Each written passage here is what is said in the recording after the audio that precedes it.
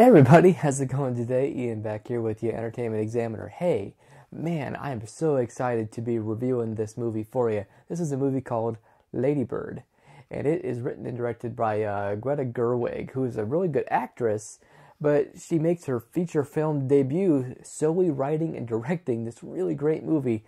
It is about a girl named Christine McPherson, also known as Lady Bird, played by Saoirse Ronan, who's been up for a couple Oscars in her young, short career for Atonement in 2007 and a couple years ago for Brooklyn.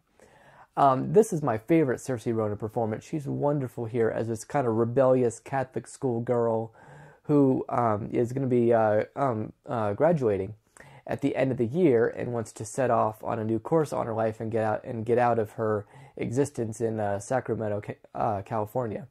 Now, her mother is wonderfully played here by Laurie Metcalf, who I think should get a Best Supporting Actress Oscar nomination for her role here. She is terrific. Of course, Laurie Metcalf, you know from all of her years on Roseanne. I think she won like 3 Emmys for Roseanne. She wants, the best for her daughter, but she doesn't want her daughter to venture too far out of Sacramento. And Lady Bird refuses, of course, giving herself that name. And very much the opposite of Laurie Metcalf's mother is the opposite of the father character played by Tracy Letts, who's a really good actor and a great playwright too. Now, as we go along in Lady Bird's senior year of high school, she meets a couple boys, one played by Lucas Hedges, who was in Manchester by the Sea last year. And she meets a couple friends, loses a couple friends. It's very real life. It's a 90-minute movie, but the way Gerwig makes it, it's a very short edited movie. Like, all the scenes are short and they move from one to the other, but you really have to pay attention because you might miss something. There's some really neat scenes with various school plays going on, and her rebellion against the teachers in the school, and it's just really funny because you can tell how true to life it is. There's been a lot of movies in recent years, 3 of which made my top 10 list in the various years.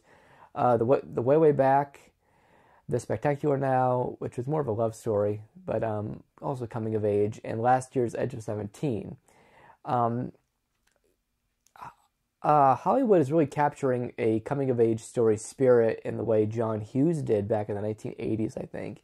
And Lady Bird stands out from the rest just because of the way it's done and the way that Gerwig writes it and directs it.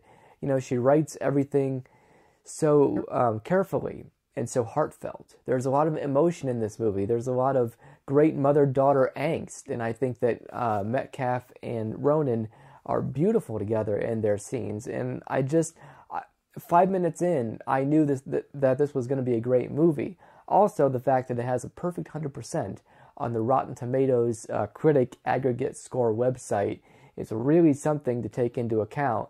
And when a movie is ranked that high, a perfect 100, which is, I think it's pretty rare, I would say, maybe you'll go into it not liking it so much, but I'm going along with the status quo because I truly love this movie. It's a great film.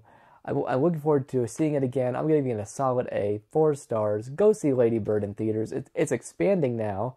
It started small and now it's growing, and I hope it comes to every theater in every city so you all can go see it. Ignore the superhero movies for a weekend. Go see a great story about a young girl coming of age in high school, and it's very nostalgic.